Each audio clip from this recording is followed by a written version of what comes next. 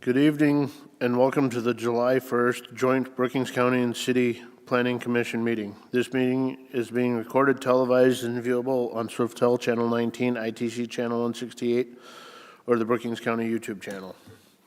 I now call this meeting to order.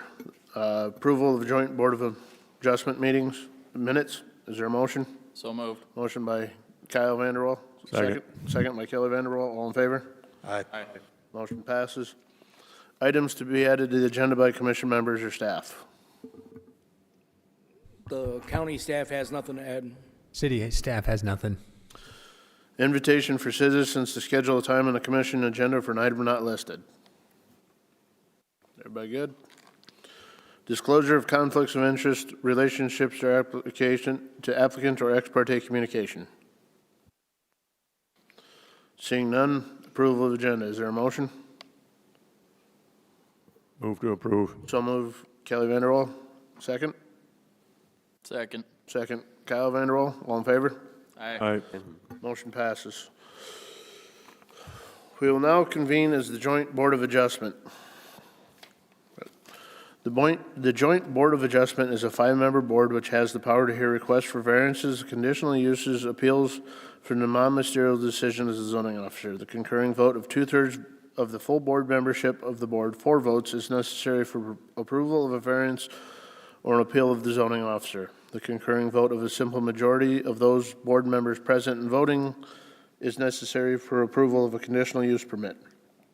In accordance with Robert's Rules of Order, we require a motion to approve a request before the request can be debated. As a matter of policy, all motions are made in the positive. The board, under specific powers granted to it by the state, shall authorize variances from the zoning requirements where special conditions existing on the land will result in an unnecessary hardship for the applicant. Financial disadvantage to the property owner shall not constitute proof of an unnecessary hardship.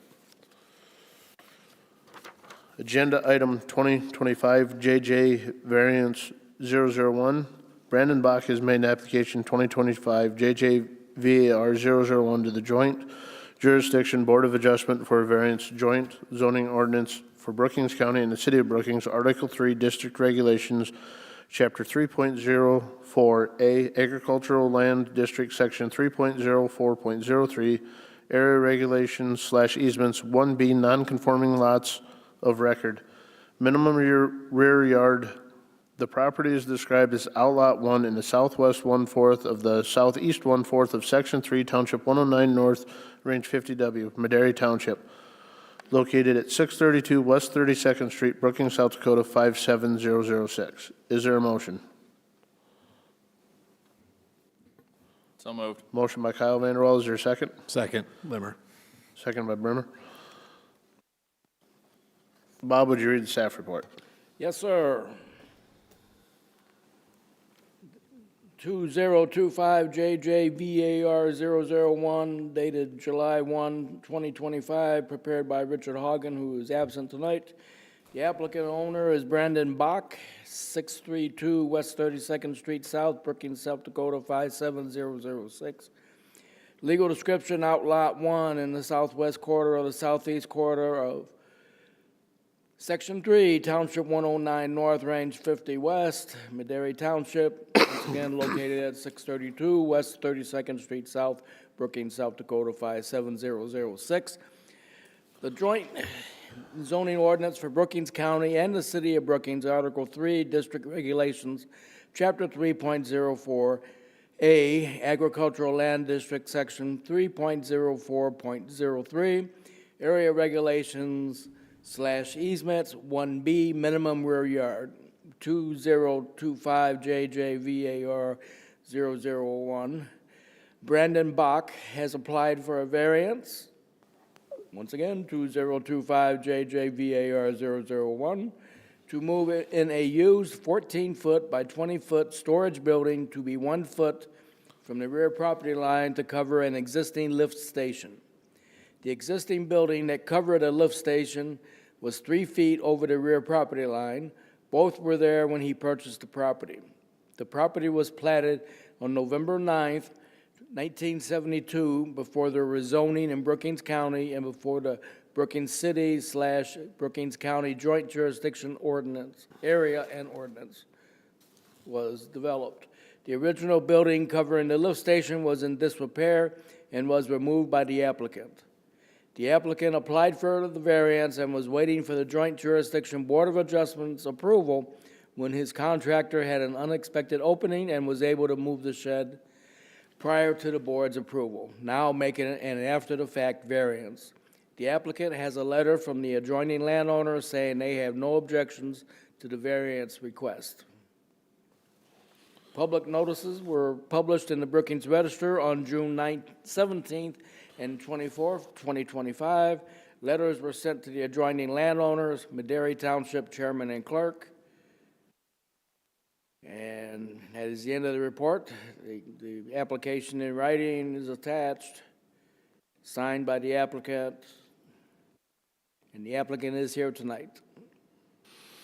Thank you, Bob. Are there any questions from members of the board for the applicant at this time? Seeing none, I'll move to the public hearing portion. Is there anybody in the audience that is for this? Seeing and hearing none, is there anybody in the audience that is opposed to this? Seeing and hearing none, I'll now close the public hearing portion and move back to the board for additional comments or questions. Mr. Chairman, there is a letter in the file dated June 19, 2025. It says, "I, Kathy Brown, give permission to Brandon Bach to place a storage shed 1 foot from my property line." And it's signed by her. Was there pictures with that, Bob?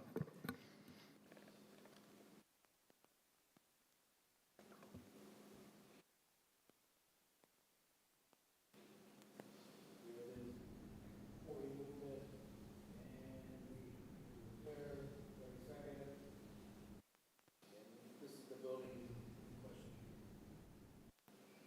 Since this is a back.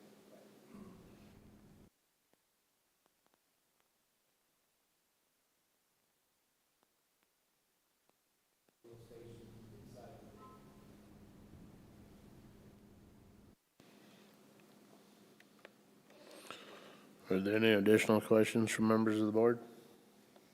Pretty simple.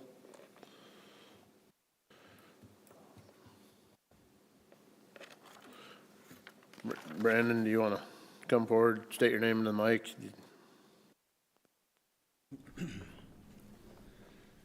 Mr. Brandon Bach? You got anything to add to Bob's report? No, not if there's no questions. Okay, that being said, I guess, Bob, would you read the findings of facts? You can go back to your seat if you want.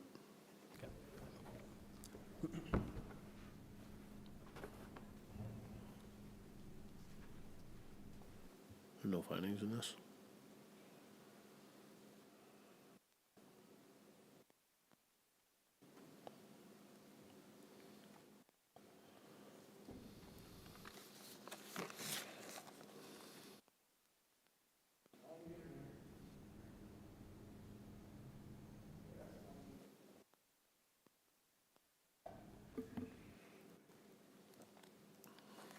Brookings County / City of Brookings Joint Jurisdiction Variance 2025JJVAR001. An application for a variance having been filed with the Brookings County Development Officer on behalf of the Brookings County / City of Brookings Joint Board of Adjustment, Joint Board BOA. A copy of the application being attached here too. Such application being made by Brandon Bach regarding the following real property, with a legal description of Outlot 1 and southwest quarter of the southeast quarter of Section 3, Township 109 North, Range 50 West, Madera Township, located at 632 West 32nd Street South, Brookings, South Dakota 57006. After due notice, a public hearing having been held on the application on the first day of July 2025. Number one, the joint BOA hereby finds that the strict application of the joint zoning ordinance for Brookings County and City of Brookings would produce undue hardship, that such hardship is not shared generally by other properties in the same zoning district and the same vicinity. that the authorization of such variance will not be of substantial detriment to adjacent property and the character of the district will not be changed by the granting of the variance, and that the granting of such variance is based upon reasons of demonstrable and exceptional hardship as distinguished from variations for purposes of convenience, profit, and caprice. Number two, the joint BOA further finds that the condition or situation of the property concerned or the intended use of the property is not of so general or recurrent a nature as to make a reasonable, practicable formulation of a general regulation to be adopted as an amendment to the zoning ordinance. Number three, the joint BOA further finds that the written application of petitioner demonstrates that special conditions and circumstances exist which are peculiar to the land, structure, or buildings in the same district, that literal interpretation of the provisions of the joint zoning ordinance for Brookings County and City of Brookings would deprive the applicant of rights commonly enjoyed by other properties in the same district under the terms of the ordinance, that the special conditions and circumstances do not result from the actions of the applicant, and that granting the variance requested will not confer on the applicant any special privilege that is denied by the ordinance to other lands, structures, or buildings in the same district. Number four, the joint BOA further finds that the reasons set forth in the application justify the granting of the variance, and that the variance is the minimum variance that will make possible the reasonable use of the land, building, or structure, that the granting of the variance will be in harmony with the general purpose and intent of the joint zoning ordinance for Brookings County and City of Brookings, and will not be injurious to the neighborhood or otherwise detrimental to the public welfare. Number five, the joint BOA further determines and conditions this variance upon the following special conditions or safeguards. A, the adjoining landowner does not object to the variance request. B, property was platted on November 9, 1972, prior to zoning in Brookings County and prior to the adoption of the Brookings City, Brookings County Joint Jurisdiction Ordinance. And C, the storage shed covered the lift station and was on the property when the applicant purchased the property. The storage shed was 3 feet over the property line at the time. The applicant kept the proposed building away from the rear property line as much as possible. The joint BOA, by at least 2/3 vote of its full membership, if approved, will grant the above petitioner a variance for the above described real property as follows. Move in a 14-foot by 20-foot storage shed 1 foot from the rear property line. This variance is specifically conditioned upon initial and continued compliance with all of the conditions and safeguards in number 5 above, and upon compliance with all applicable provisions of the joint zoning ordinance for Brookings County and the City of Brookings. The Brookings County zoning director, if approved, would be authorized to issue any required building permits for construction consistent with the terms of this variance. If this variance is not used within 3 years of the date granted, it shall be invalid, dated this first day of July 2025. If approved, it would be signed July 1st, 2025, and it would be filed on July 2nd, 2025. Are there any additions or corrections to the findings of facts? Seeing and hearing none, Bob, would you call a vote? Yes, sir. Vanderwall Kelly. Aye. Vanderwall Kyle. Aye. Avery Wayne. Aye. And Lemmer Jacob.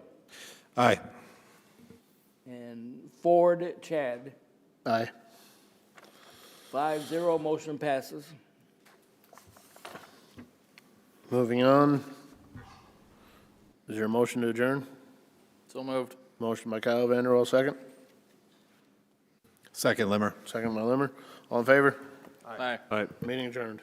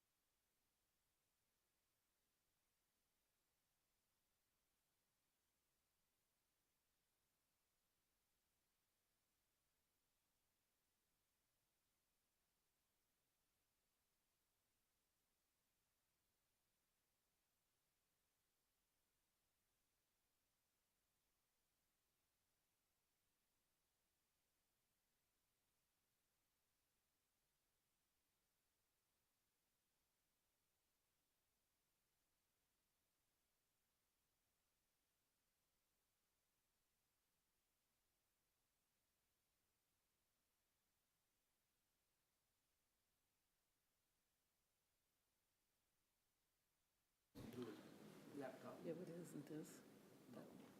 this camera out? I plugged into a random HDMI, so I don't know if it's plugged in at all or not. It'd be one of This the will be table fun. inputs.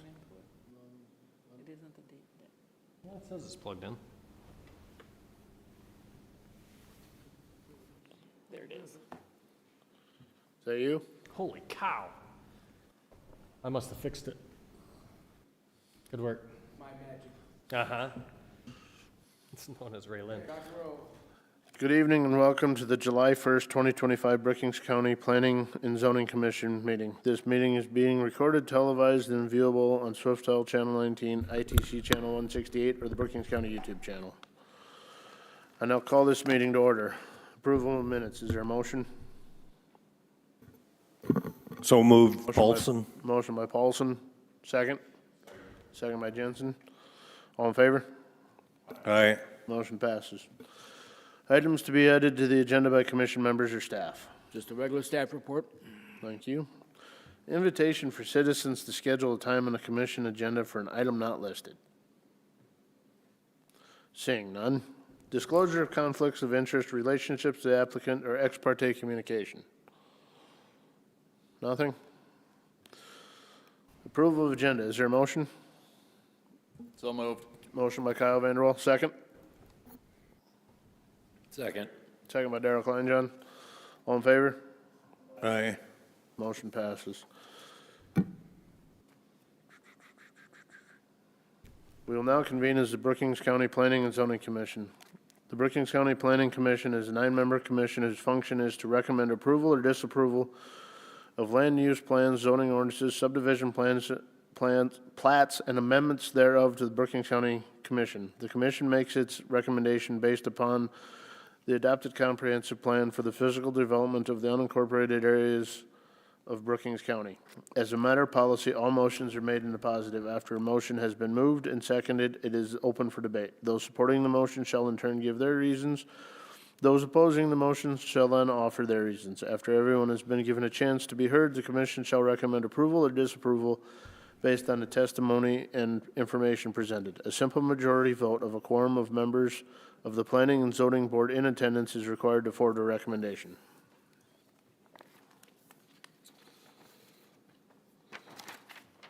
Agenda item 2025, Plat 016, Plat of Waldner Edition in the northeast 1/4 of the northwest 1/4 of Section 25, Township 110 North, Range 52W of the 5th Primary Meridian, Brookings County, South Dakota. Is there a motion?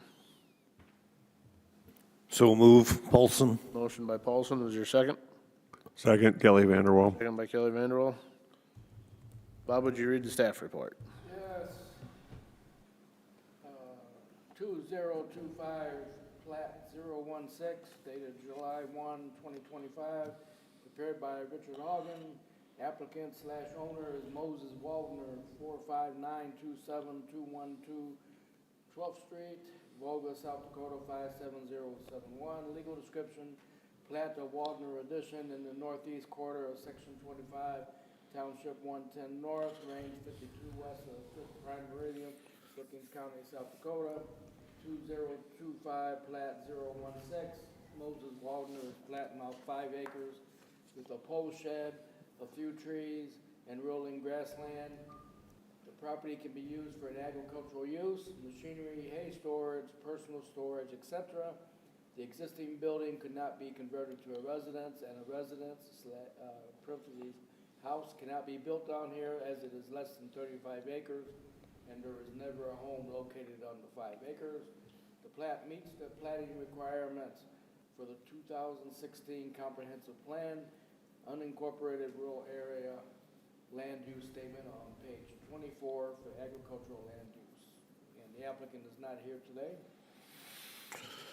Thank you. Since the applicant is not here, we'll move to the public hearing portion. Is there anybody in the audience that's for this? Seeing and hearing none, is there anybody in the audience that's opposed to this? Seeing and hearing none, I'll now close the public hearing portion. Is there any additional comments or questions from members of the board? Seeing and hearing none, Bob, would you call the vote?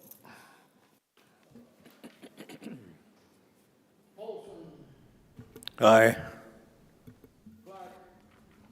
Aye. Aye. Vanderwall, K. Aye. Jensen, R. Yes. DeGroot, is DeGroot? Aye. Okay. Storehog, Aye. Vanderwall, K. Aye. And Ford, Chad. Aye. Motion passes 9-0. Moving on, agenda item number 9, appoint a board member to the Joint Board of Adjustment as an alternate. Is there any volunteers?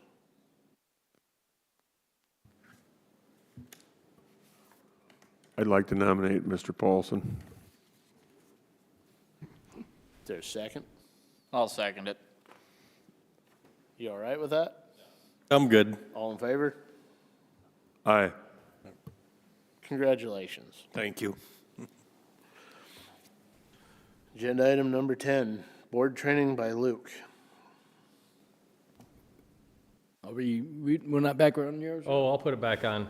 I was just pretty proud that I got to that as quickly as I did. Hi, everyone. I'm Luke. For those that don't know me, for those that do know me, I'm also Luke. I work with First District Association of Local Governments in Watertown. Oftentimes you'll hear me on the phone calling in. Sometimes, if need be, I'll be here in person. Today I'm here to absorb some time for you because it's a snow day outside. So I figured you'd want to hear me talk about land use planning and zoning for about an hour today. I've got 60 slides that there's no prayer I'm getting through. I'm going to go hard stop at a certain time. But for those that don't know what we do, and sometimes for an update, our office, we work with 11 counties and the 70-some towns in that area. Draw a triangle that starts down in I'd say Ward over to Howard, and then draw that line all the way up to Rossholt. And we work with the counties and towns that are in that area. I help out. I'm the senior planner there. I help out with land use plans, zoning ordinances, help write them with communities, try to write what's on the minds of the folks, and try to help them put that onto paper and get that there. Then when there's questions, if there's a place that needs help reviewing building permits, I'll review building permits for decks in some small towns, or if in other places, just in cases where they've got back down a dark alley and need some help getting out. Help to explain why the heck was that rule written. Well, I remember. I've been here 16 years. I remember in a lot of the cases. And if I don't, my boss has been here for 14 years before me, 15 years before me. Between us, we get a pretty good idea as to why the rule was written, or at the very least, we can picture the faces in the room when it was done. So from that end, we'll help that out. I also serve as County zoning officer. Through that role, that's a contracted gig in our office. It's only one that works because we're in the same town. I can just drive over and do it. I help run the zoning meetings in Clark County. Our office also helps out with zoning meetings in Grant County, and then serves as zoning officer in Hamlin County, where we have Jessica Tesh, who is from Esteline originally, and by Esteline I mean the Brookings County version of Esteline. She's just south of there is where she grew up.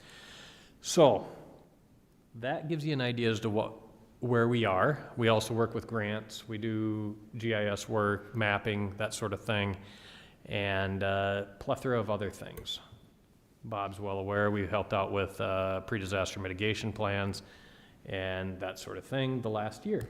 So there's me. That was fun, updating everything. Here's what I've got on the agenda to talk about. These three things. I had it listed as Planning and Zoning 101, which is a handy time for you guys to learn about this since you're all on the Planning Commission. Ideally, probably know a little bit about it, but this is just kind of a refresher, and hopefully to get your bearings sometimes and get yourself centered as far as what your jobs are, both Planning Commission and Board of Adjustment. I'm gonna go heavy on the planning side first, and then back to your day-to-day stuff. What is a variance? What is a CUP? Just kind of remind you of why you shouldn't be issuing variances. Except for like we saw earlier today where honestly that one made a lot of sense. But first, this might be your only chance to talk because I talk a lot. So let's start here. Anything you got questions on you want to make sure I talk about?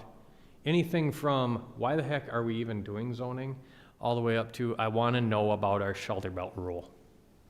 Got anything that you specifically want to know about? No war stories you want to tell or anything like that? All right, we'll pick them up there. So, anytime something comes up, you got a question, fire it off. Okay, why are we doing it? What about this situation? Fire it off. I'll happily try and answer it. But first, we're gonna go nerdy, okay? We're gonna start with land use planning and zoning legal issues. And basically, this is the beginning of it, the foundation of having why you sit in this room as a Board of Adjustment, okay? This is the beginning of it. This comes mostly out of federal law, to be perfectly honest. It's got to balance the needs for orderly, efficient, compatible development, right? Our goal of economic development, how we can get water to locations without mass expenditure, electricity, as well as managing sewerage. In our cases, it's usually septic tanks, but that goes more than that. It goes to managing runoff. It goes to managing feedlots, manure, things like that. Basically, the basis is what the perception of the community is and what's acceptable to that community. And so that's where these rules come from. It also balances each citizen's private property rights. And so they're considered acceptable methods. Zoning ordinances and subdivision ordinances are considered acceptable methods in federal law for handling that sort of a thing. Managing the property rights, the ability to use my land as I want in a way that the community is most efficient. Having somebody on the other side of a cliff from the fire department is not a great idea. So let's say maybe we ought not build houses on the other side of a cliff from a fire department, because that's a good way to manage things and to keep us from watching as a house burns down with someone in it. Zoning ordinance must include adequate public involvement. That's due process to make sure that everyone has an opportunity to be heard. That doesn't mean everyone's right. Not everyone gets a medal at these things. Standards that provide equal treatment to all citizens, of course, are what are important, meaning that equal treatment to all citizens, let me see, do I have that there? Yep, I'll get back to that one. So let's talk about planning versus zoning for just a minute, okay? I've used this example before. I don't remember if it's with this same group, but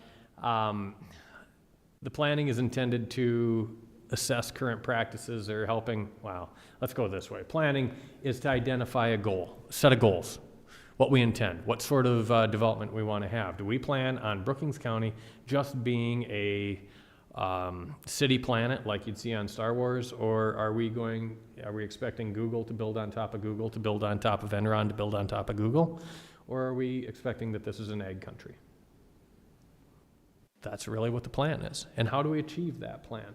So the plan is more theoretical, how do we get there? And it can boil down to, all right, we're cool with houses if they're over here, or if they planned this, or there's already houses, so we'll do that.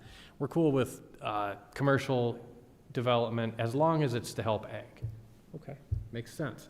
Why would we do that? Well, we'd rather have commercial development all in towns because they've got law enforcement, they have tax services. We'd rather dense residential development to be in towns because they've got sewers, they've got water, they've got that location. They can go ahead and do that. Stay out of the way of farming. Sorry to summarize your land use plan, but that's essentially what your land use plan says over years and years. And that's fine. That's what the community, that's what the land use plan goes towards. I use an example though, just from a day-to-day standpoint, where the plan is that thing that we want. The zoning is the 9/16 wrench that gets it done.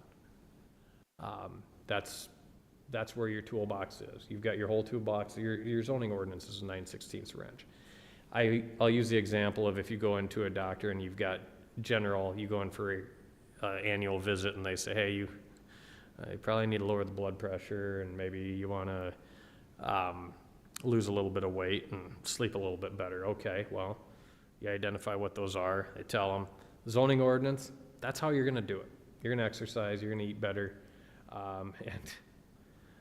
Bob and Richard and your zoning staff, they're the irritating nutritionists and gym coordinators that make you go do that every day. Their job is to say, hey, this was your plan, go do it. Work out 5 days a week. Go do that. If you want to change it, change your plan. Work your way down. That's the best example I can give. In doing all of this, though, naturally, these rules are written ahead of time. These rules, for the sake of the zoning ordinance, they're relatively new. Finally put together, coalesced in 2024. But even that, those drafts range from like 2016 to 2024 and where they were. Things change over that amount of time. We have due process. We have the ability for someone to be heard and to state their case. That comes from the Constitution, of course. We've got procedural due process, which ensures that the government is making their decisions in a fundamentally fair system, meaning that you've got the same process as everyone else has. Substantive due process is referencing the fact that the regulations are the same, whether it's me or Chad or somebody that none of us have ever seen nor heard of before, walking through that door, that these rules are the same all the way across. I don't know if you guys have heard it. I'm willing to bet anybody that's been on this board for more than 2 years has heard, yeah, but they're not from here. Well, these rules are written not taking into account where they're from. Why? It's that crazy Constitution we got. We got to follow the Constitution. So as it comes down to it, lucky you get to defend the Constitution. Maybe not exactly in the way you wanted to, but you get to defend it in the way that you're having to say, man, I know that I've known you, person who doesn't want this thing, since we're in the 3rd grade, and that this person might be the devil reincarnate. We don't know because they're from somewhere else. But our rules say this, they met the rules, they get the permit. Grandma checks all the boxes, Grandma gets to drive the car. She gets her driver's license, so on. No law may unduly favor one group or another. Again, it's fine to get the permit as long as you're from here. That doesn't work. Persons under like circumstances get equal protection. I think you get the point, is that they're to be treated equally. This is all to say that due process is a big deal, okay? Making sure that we go through, everyone gets their chance to be asked. So oftentimes when I'm working with staff, a lot of our conversation comes with trying to figure out effective ways to get an applicant to the board to at least state their case in some way. And there are times where it's just going to be a no, but they've got the opportunity to do so. I have been in rooms before where I've told applicants that you certainly can give me a couple $100 for an application. You have every right. Due process affords you that right. The Constitution does, our zoning ordinance does. But it was actually several years ago, probably today, but I said my recommendation is to go take that $200, go buy fireworks and shoot them off, because at least when you're swearing, you'll be seeing something pretty, because you're going to be swearing either way, because you're going to get told no. Now, do I have that authority to guarantee that? No, I don't. But I can tell someone when they walk through the door, you're asking to do something that years and years of zoning and land use plan have said no. So I don't have any reason to believe you're going to hear something different, but you're welcome to go ahead and try. Sometimes it changes things, sometimes it doesn't. So anyway, the foundation is the Constitution. The foundation of this whole process of setting everything up. It's creating a plan, it's creating a zoning ordinance through a public process. And that's where you come in. The basis of your decision-making must be substantiated through your plans and your zoning ordinances. You need to have, how do I want to tie this in? You've got to have the legislative backing in order to make your quasi-judicial and your administrative decisions.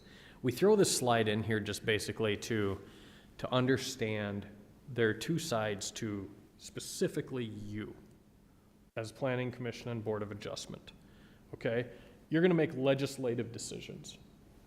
Legislative decisions are those like the plats and the rezonings and the land use plans, where you wind up spending time debating and discussing, and whether it's internal or through, is this the right thing for our community? Does this even follow the rules?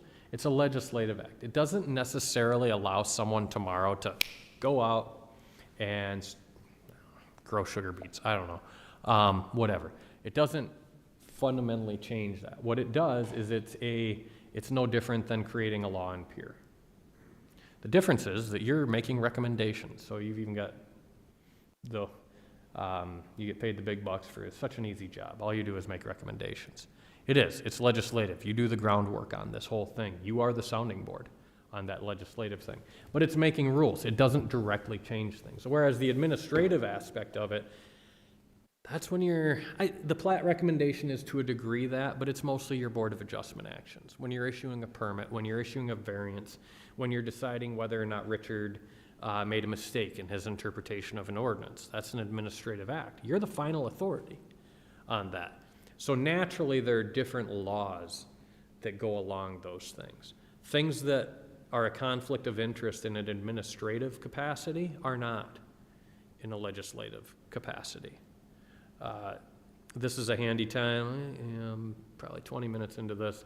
This is a handy time to point out I'm not an attorney. Any of my decisions, any of my points that I'm making here are based off of my experience, my 16 years. Our office has combined close to 50 years of experience. A number of times I've done presentations, a number of times I've been deposed and involved in lawsuits. These are the things that I've gleaned in speaking with the attorneys that we've worked with in that amount of time. And oftentimes go through and hear these. So without reading to you verbatim what's on there, that's what's going on there. So the legislative versus the administrative, I'm going to work up this planning tools pyramid. Depending on how far we get into this, you'll see this a lot of times. But the land use plan, you have tons of discretion. You're essentially creating policy for your entire community when you do that. And so that goes from essentially nothing, right? And then you work your way up to what ought the rules be? Then you've got a rule, whether it's zoning or it's the amendment or the subdivision ordinance. Then it's a subdivision plan, like you just did today. Now that you've got discretion, but really you've got rules that they've got to follow. You make sure they're following them and decide if there's warrant to vary from those. Like when there was that case where you had last year, I think, where you had that subdivision that was over by Hendricks. That you said, our land use plan says you ought to be connected to sanitary sewer. Everyone else is connected to sanitary sewer. You should be connected to sanitary sewer. That person went, they asked the community that maintains the sanitary sewer, and that community said, we don't have the capacity. No, that's not going to work. At that point, you guys made the decision that, that's unreasonable to essentially tell this person to upgrade the entire community's sewer system. That's your discretion. Did you have a ton of it? No, you couldn't just willy-nilly do it, but you needed a reason, and you had one, so you did it. Conditional uses, you got a little more discretion, and that's just because you got the framework. When you get to the variances, they better have a doggone good reason. Your rules say they ought not unless there's something very specific going on. And then you get up into the building permit stage, which is the least discretion, and that's on purpose because you're really appointing the zoning office to just follow the rules. Doggone it. Just read the book, issue the permit if it follows it. Let's talk about the land use plan and what it is. I know that at the last meeting I was here and I talked about the land use plan. Some of you, let's see here, 1, 2. Who was here when we adopted the last land use plan? Do you remember? Randy was, Daryl was. Were you still on it, Chad? Were you on it yet, Chad? When we did the land use plan, it was like 16. Okay, it was right before. So, that was the last one. Oh, how time flies. That land use plan we worked on, that was quite a fun endeavor. Worked on for 4 years, probably. Spanned several zoning officers. Had a lot of meetings. on it over all those years, and then ultimately had public hearings on it. That's how you do it. Ideally, it doesn't take 4 years, but that's not shocking, because you're gonna have a lot of things going on, and you're talking about a lot.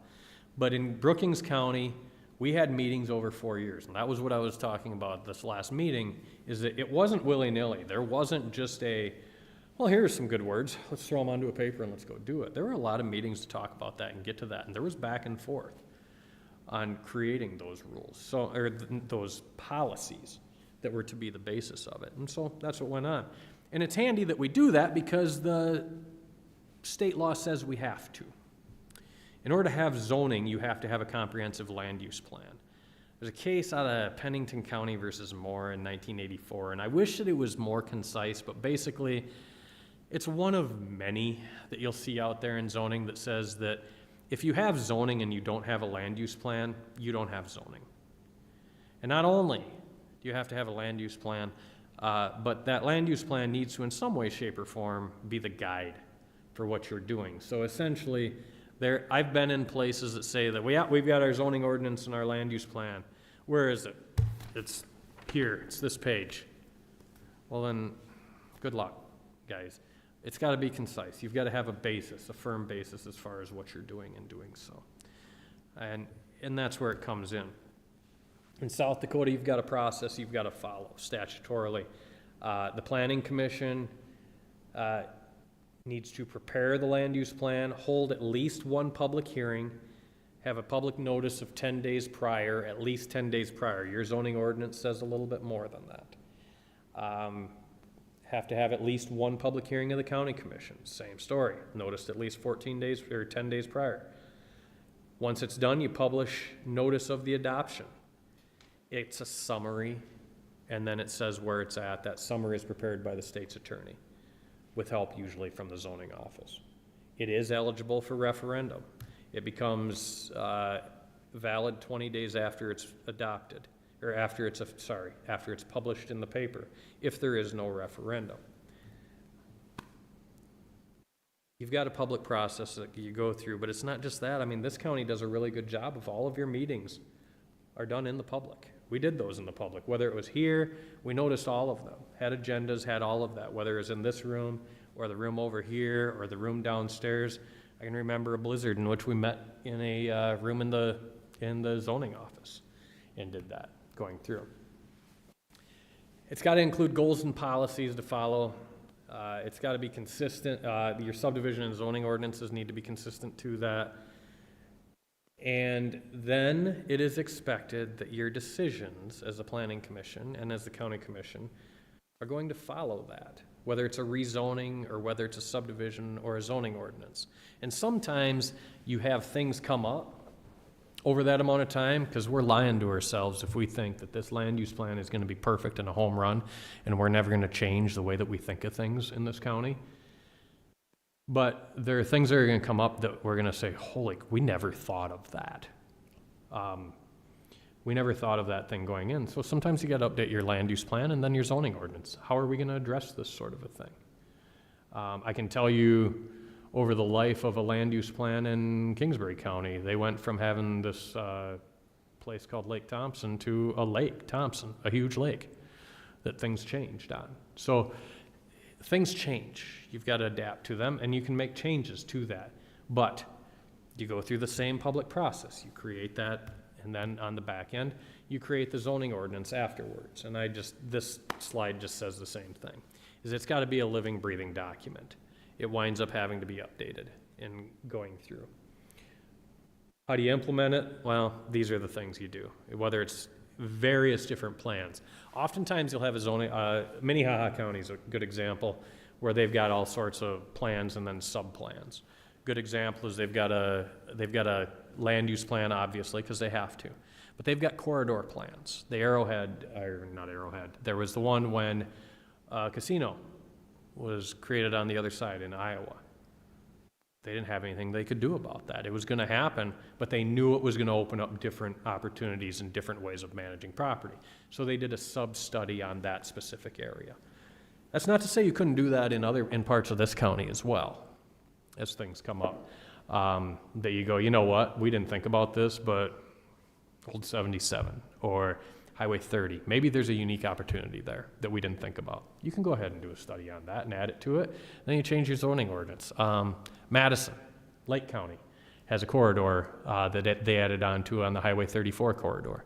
Back there was a time where the talk was that was going to be a 4-lane road. So they did a study, figure out where it was, talk about different land uses, talk about bigger setbacks, things like that. It came up in the middle of things. Stuff happens.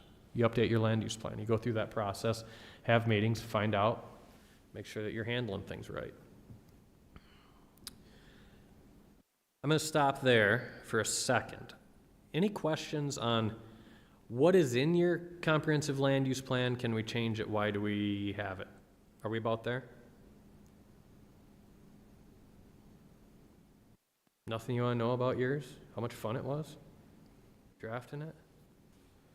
All right, cool. I see, you're thinking, Chad. You wanted to say something.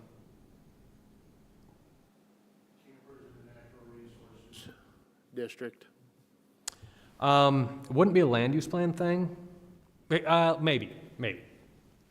Let's talk about that from the, remember a second ago I showed the pyramid, right? Discretion, not discretion. We'll talk about it from the discretionary standpoint.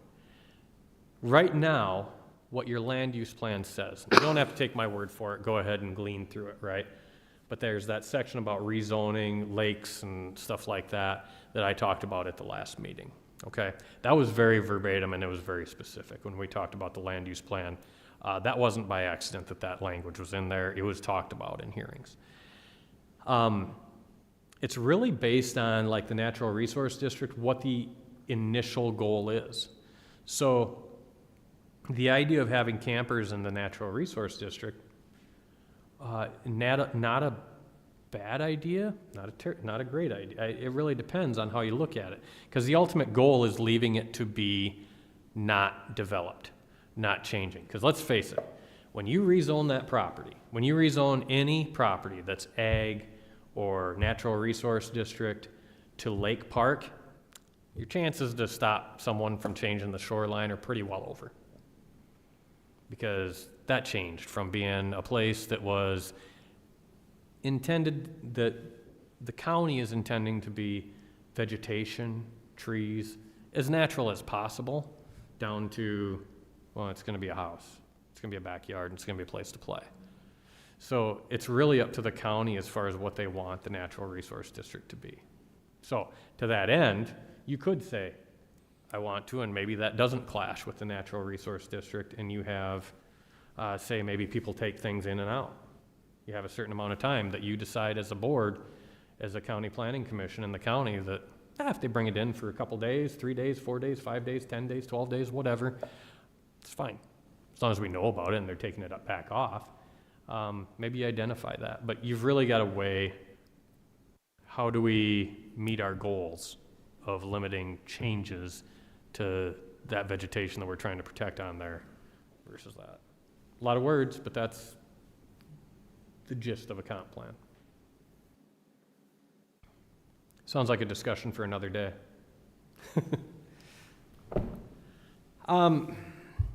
But it does segue into the zoning ordinance and zoning regulations, right? I talked about the two components there. The land use plan does two things, right? It's a good, I'm going to say a fluffy planning document, because it helps you to identify the things that ought happen. It also serves one other purpose, and that's because it's got to be there in state law. I tried to cover both of those before you have a zoning ordinance. And so the zoning ordinance, you're aware that you've got one. As planners, I'm going to steal a quote from a professor. As planners and people involved in this, we're really good at telling people what they ought to do, but not great at telling people why. Well, that's what's in your couple 100-page land use plan. That's what's in your zoning ordinance, is the why. And it becomes, why can't I do the thing that my neighbor can do? Well, it might be in a different zoning district. It might be a different circumstances. Zoning is a division of lands into districts. each having different uses. They need to be uniform in exercise and practice.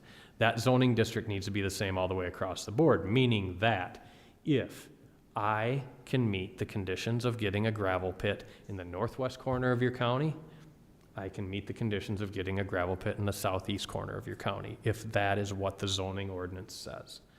If you're zoned agricultural in the northwest corner, sorry, I don't have my mental map memorized, otherwise I'd be naming townships, then if you meet the conditions up there, and you meet the conditions down here, in theory, the expectation should be the same all the way across. Uniform application of rules across the county. You want to change it in zoning district, that's different. You want to say specifically in the ordinance, needs to be on a paved road versus that. You can do that, but it's got to be uniformly adopted. What's required to have it? Let's just bounce into here. You've got to have, you've already got to have a a comp plan. You got to hold one public hearing of the planning commission, noticed public hearing. You got to do the same thing with the county commission. County commission, after first reading, second reading, adopts it. They then publish it in the paper. Again, it's subject to referendum after 20 days. I reference that as far as needing things to be uniformly applied. The zoning map is a part of that. It illustrates the exact location of districts and zones. The process for changing them is outlined in the zoning ordinance, and the process is outlined in state law. There is a process to amend, obviously, one that's in your zoning ordinance, and these are outlined in state law. But the question is, oftentimes, let's first talk about how to. The process to amend a zoning ordinance, and that means rezoning property as well, is the same process as adopting the zoning ordinance. So the process to adopt it that I just read, flew through here, all of these things, that's the same process you got to go through to amend it. So simply to realize, holy cow, we forgot to add custom harvesting as a use in the ag district. Not to name any names, but I just noticed an ordinance where I forgot to list that sort of a use. It seems easy. Seems like a thing we could do. No, we gotta go through that process. Why? Because there's a public process to do it.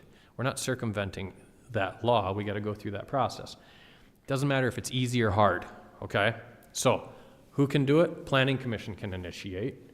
The county commission can initiate. They can just go, yep, we'll do it. Staff can't. Staff can come to you and go, hey guys, we just noticed we missed a thing. Are you interested in initiating this change? One meeting you initiate it, the next meeting you hold hearings and you pick up that process. You can do that. How does the public go through that though? And you'll see this from time to time. Staff hears this question more than you do because they answer this question. But here's the deal. If you have someone ask you, first step one, tell staff and have them talk to staff. But step two is, it's here. For rezonings, if they want to change your zoning ordinance, like you just went through a month ago, property owner can petition to rezone their property. That's the due process. They can say, I don't like the restrictions on my property. I want to rezone it. So that's how you go through it. And then you go through, you pick up the process where I left off in here, you go back, and you go through the hearings. You start at the second bullet there, and then you just go down the list. The only difference is there's one step in there, you've got to send letters to adjacent landowners on that. Beyond that, it's the same process. They can initiate a change in state law. But it's different in zoning, and this has been in the news lately. The initiated process, as far as zoning ordinances, is in South Dakota Law 11-2-28. This doesn't initiate a public vote. It initiates this process on this slide. So it initiates you guys starting the process and going through. So just because you get the petition, and there's a number, it's a percentage of voters that you have to have, or landowners you have to have in the affected district, they submit a petition, and then you go, okay, yep, that's enough, we'll hold a public hearing, we'll talk about it, and go on, and then you go from there.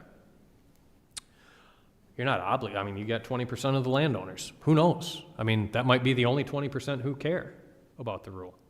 You don't know. So bottom line is, generally, the way that I recommend someone walk through the door who wants to make a change, and I'm betting sometimes staff has here in this county as well, I say address you on the open. Just go ahead and make the point. You have that open item at the beginning of every meeting and then that finishes at the end of the meeting. Go ahead and pitch your case. Say that there ought to be a rule on blank, or this rule should change. Planning Commission has every right to stare you in the face and say thank you for your time. The best hope, as I tell most of those people, is your best hope is that they'll look at you and say, staff, would you put that on the agenda for a discussion next meeting? We'll publicly notice that so we can talk about it. Because you can't take action on something that wasn't on the agenda. So the reason that right away that doesn't help people out, but when I go through and I explain step number 2 in there, the initiated process, if I can't convince you or the county commission to initiate that, what's it going to change? I mean, maybe it'll change if I get 20%. If I can get 70% of the people to sign this document, okay, we might be somewhere. But the point is that we want you to be on that page. And so that's generally it. It's not to say it's insurmountable and things come up, but that's it. I noted how those changes can happen. So we're there. We're at 9. You now have a zoning ordinance. We've talked about how you get one, how you change it. You know generally what's in your zoning ordinance. Now's the point where I can switch gears and talk to you as Board of Adjustment members. I want to ask, how long do you want to go tonight? Because this part that I just talked about, I haven't talked to this board in Brookings County about in 12 years probably. The rest of this I've bounced in and out of before. So what do you want, 15 minutes? Sound good? All right, favorite topic. Do you want to talk about variances, conditional uses, findings, how to run a meeting, war stories, or court cases? Variances. Variances. Anything else? Good. Chair says variances, everyone listens. All right, I do start here always though. Can we go with Lake Park variances? Let's get to it in a second, okay? Because I want to preface it by how we ought not be issuing them, then we'll get there. This is the easy process for getting a building permit right here that's on your screen. These are the simple questions, simple steps that we have to follow in order to do so. Why can't I walk out the door with a building permit when I walked in the door and just suddenly decided I was going to build a deck today? This is why. Yes, no's, this is what it looks like. I'm going to focus on, first with variances, let's focus on the green dot to the right there, permitted use, okay? It's a permitted use, doesn't meet setbacks. More discretion, less discretion, the variance, you have less discretion. The building permits, zoning officer figured out, whoops, we're too close to something. This one here, the first time I did this was here, by the way, but near and far with Grover, I wanted to have the recording from Sesame Street so he could yell near or far, just to remind me. If you didn't watch it as a kid, that's too bad. I learned all sorts about zoning from Grover. State law says this is what a variance is. Plain English, right? Lots of words. You can authorize variance from the terms of the ordinance if, owing to special conditions, a literal enforcement would result in unnecessary hardship. Something weird's happening to this property that's not happening to the rest of the properties in the district, therefore they deserve a variance. This doubles over into the county zoning authority on defining where and when you can issue a variance. I don't remember. I actually think I took this from Brookings County quite some time ago, but I don't remember.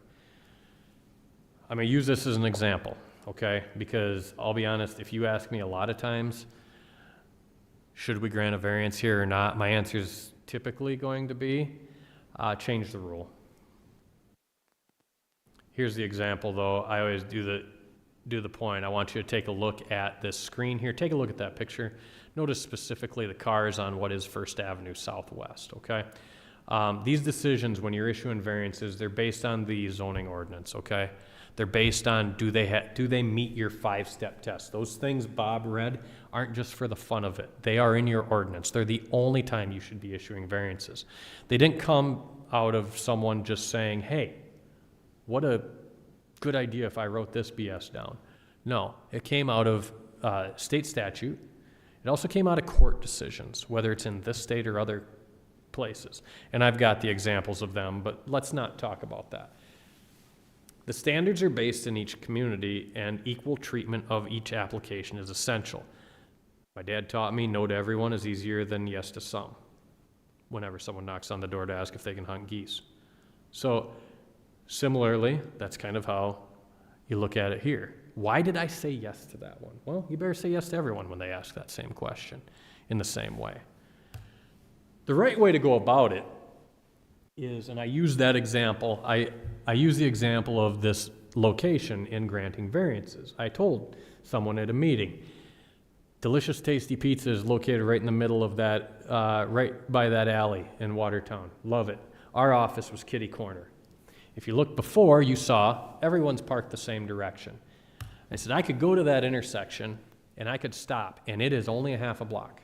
I could go the wrong way. It'd be fine. It's a half a block. Who's going to see me? What's the problem? It's the best pizza in town. You're going to stop me? You're going to make me wait 2 extra minutes to get delicious pizza? I hope not.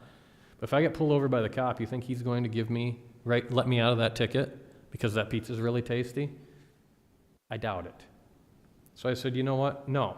I got to go around the block, or I got to convince the city of Watertown to change that into a 2-way street. A year later, it's a 2-way street. You can see that you can park both directions. So apparently, the public did speak, and they did want to go both directions and get their delicious, tasty pizza. Do I tell it because pizza's great? No, I tell it because there is a way. Go through the public process. Change the rule. Doesn't mean no forever. It means no for now, because we didn't think of it that way. And that's how you go about it. All sorts of rules and language in there about variances. The criteria for granting them: special circumstances are peculiar and are not applicable to other properties in the same district. Literal interpretation deprives rights of other properties in the same district under the ordinance. It does not result in the actions of the applicant or previous property owners. Will not confer special privilege denied to other lands in the same district. No permitted or non-conforming uses are used as considered grounds for the issuance of a variance. The minimum that will make possible the reasonable use of land in harmony, it'll be granted in harmony, not injurious and otherwise detrimental. Okay, those are the cases where you do it.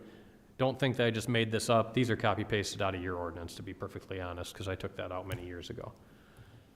So in issuing variances, they need to be very, very specific. And when you're issuing a variance, you're not just issuing it. Remember we talked about the due process and equal treatment? You're not just issuing it to that one building or that deck or that garage or whatever. You're issuing it the whole way across the property. And the reason I say that is not necessarily, sometimes in your applications you do say for this one thing. But if there's identified, remember reading these 5 things?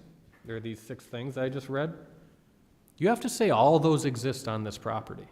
They're not unique to the structure, they're unique to the property. So why in the hell would you say no to the next one? If the property was the same way, it's the same legal description, they walk through the door, they want to ask for a variance now to build, that you already granted them a variance for the garage, now they want to build their house, they want to replace the house and build it right there. You say no? Well, you already said that I have my hardship.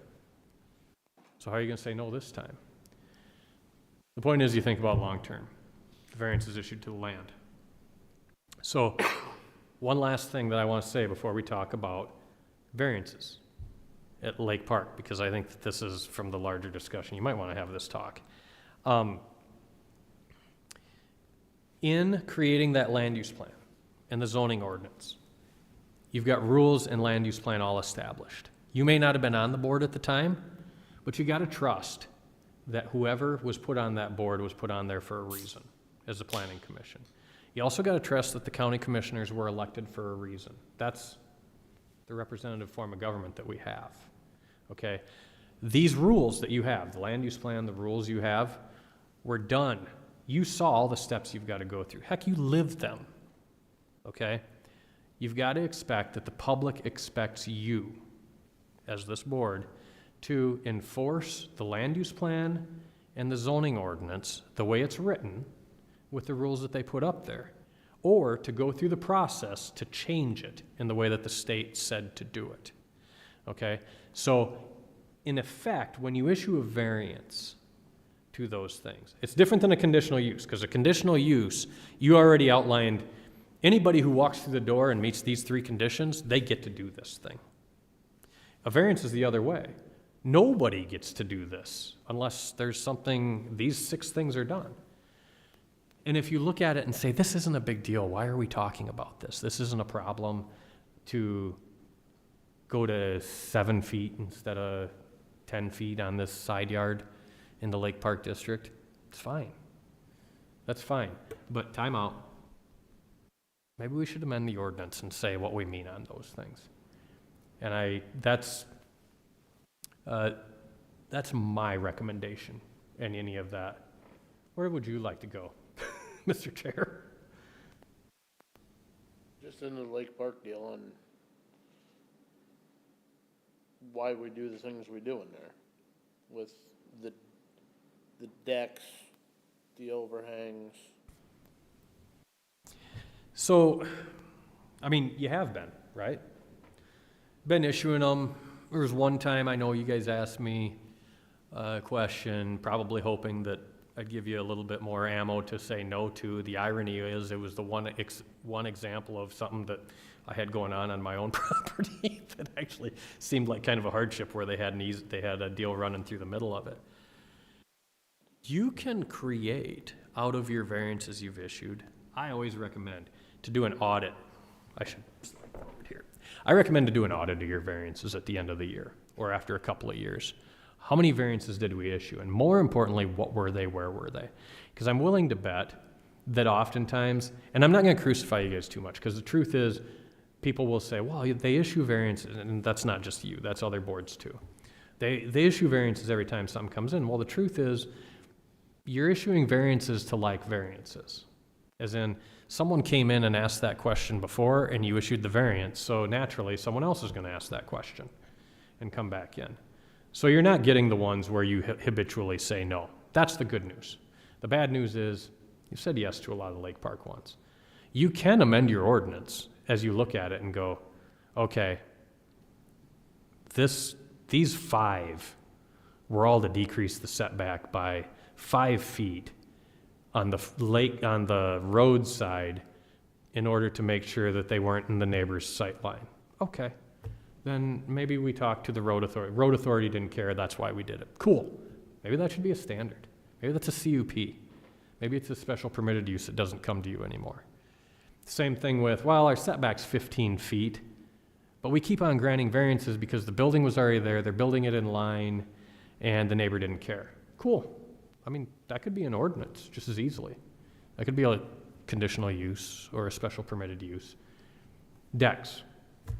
In Hamlin County, there's a rule that has very specific. Your house has to be this far from the lake. Actually, ordinary high water mark that's measured on the lake, Ponset, the lake. We'll focus on Ponset. House has to be here. You're allowed a gimme on a deck of this many feet, as long as it's not covered. If it becomes covered, you got to rip the cover off. Basically, issuing the permit, you are saying, I will not cover this. If I do, it goes away. So you can do those things. You can give those gimmies where you know they're going to be, you can see yourself issuing those variances. When I update a zoning ordinance, especially in towns, small towns especially, I ask, do you ever see yourself issuing this variance where it doesn't seem like a big deal? It's already in line, neighbors got it, it's not going to affect the sight line in the case of a lake. They signed off. You going to issue the variance? If you are, quit making them rule breakers. Don't make them go to the judge to ask if they can drive 80 on the 65-mile-an-hour zone. Just let them, as long as they do that. Or say, no, it's a big deal. Knock it off, guys. And you're allowed to say that. You're allowed to say, you know what? We did issue that variance, and we did screw up. Maybe we shouldn't have. We're not going to do that anymore. Our rules say this. You've got that ability. At least according to the former Chief Justice of the Supreme Court in our state. So I'm not going to tell you what you should do to change things. What I do think is that you really ought to take a look at the variances you've issued on the lake, and potentially on the lakes, and potentially you look at maybe what's good on maybe what's good on Campbell isn't what's good on Ponset, isn't what's good on Oakwood. And maybe those need to change in some ways. So those are my 2 cents. Anything else you want me to ramble about?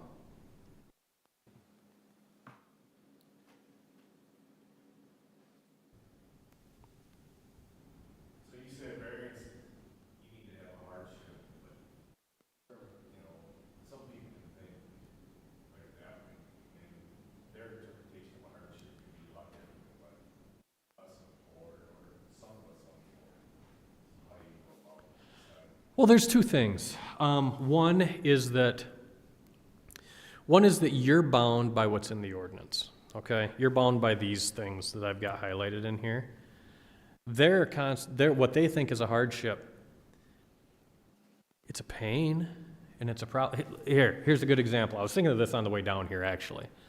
One of the best examples I had was actually one that this board, you were on it at the time. I very well remember it because it was in one of my first years. It was in the Swift Health Center. We accidentally, we actually were applying the variance standard to a conditional use permit, right? Guy came in, I know you remember it when I talk about it. Guy came in, wanted to get a conditional use to have a side wall bigger than, I think, 12 feet at the time. We were treating it as a variance. Technically, it was a conditional use. Probably should have issued it. But the guy said, my hardship, because the chairman asked for a hardship, so my hardship is that my camper won't fit in a 14-foot sidewall. And aside from one of my favorite quotes, and I don't remember, I think it was one of you two said it, so have you ever shaved the top of your camper off? Because if it's bigger than 14 feet, you're going to hit the bridge decks on the interstate, Daryl. It was you. I thought so. But the point was, that's not a hardship. That's a hardship to him, but that's not, you've got different standards you got to follow. Financial is not a hardship, okay? It is, but it's not in the eyes of the law because let's face it, everyone's got a financial hardship on it. And not only is it that, I explain it in the way that, yeah, I'd love to do that, but the truth is, the South Dakota Supreme Court said that finances isn't a hardship. And it's not important the case, but it was a case in Huron back in the 80s or 90s, it was 2000 actually, but it reiterated things. Financial hardship is not a hardship that is defined and used as state law. So my point is that another example though is when I lived in Kynan County where I had a guy come, he had his giant toy shed burned down. He had just built his house that was plus or minus $1 million, and he needed to rebuild it because he had some folks coming in to hunt, and he wanted them to come and not stay in it because you can't do that, but party in it. It was too close originally to the setback line. He came in, he demanded I issue him the permit. I said, of course, no, because I'm a superhero. And then I said, well, I tell you what, I'm going to burn a planning commissioner at the stake. I know you guys enjoy that. So I invited a planning commissioner to meet. It's the last time I ever did that. That one planning commissioner came out, and I really encourage you to take the view that he did. Maybe not the reason, that's not it, but he looked around, we went out there, I said, hey, you can see there's bluffs on this backside because it falls back into a lake. In the span of 12 feet, there's about 8 feet elevation change, okay? And he had to move it back 6 feet. And I looked there, I talked to the planning commission member, and I said, you can see that this is a pain. This is going to be a problem. This is a hardship. And he looked at me and he looked at the guy's house, and he said, Luke, what do you see here absent the house? And I said, I see he's got a lake and bluffs and 35 acres of what should be pasture, but he's got a house here because this is the county, not where houses are at. He said, exactly. He said, I see 35 acres of dirt. The only thing he does have is dirt. He could fill that thing today because he's got a wealth of dirt and fill is cheap. It's not a hardship. And for the bulk of it in the ag district, that's where, like the lake park's different, right? They don't have 35 acres. In the ag district, it's hard. That's why, in the same breath, though, that's the same guy who granted a variance to be 25 feet from the setback on a grain bin. Because we all know that you're kind of set up by what the setup is on your farm, right? It's different. Don't make that a variance. In the ag district, don't make that a variance. Make that an exception to the setback. Road authority's cool with it. We already have the site set up in that way. Set that up as a special use instead of that. So yeah, unfortunately, you got to play the bad guy on those ones and say, man, I'm sorry, we don't get to look at that. That's all there is to it. On the flip side, conditional use, there may be ones where you want to say no to, but they meet the conditions, and doggone it, if it came somewhere else, you'd issue it. So I guess Grandma gets her driver's license. Anything else?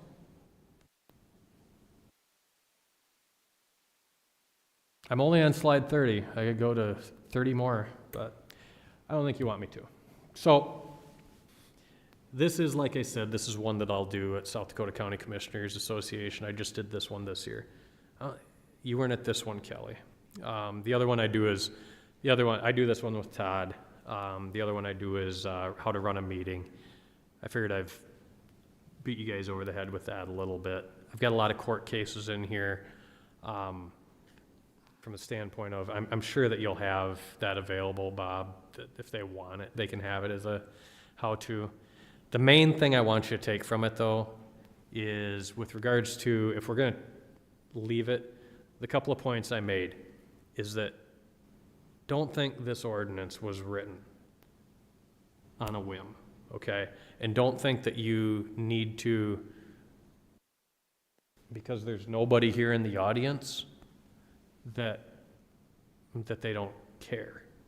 The truth is that I had a planning commission chair write a letter to the editor one time, and he said that if I've got a conditional use permit hearing, and there are 50 people in the audience, all opposed to that application,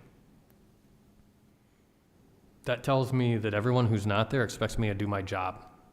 And my job was, I was appointed to enforce our ordinance that was adopted through a public process that was established by state law.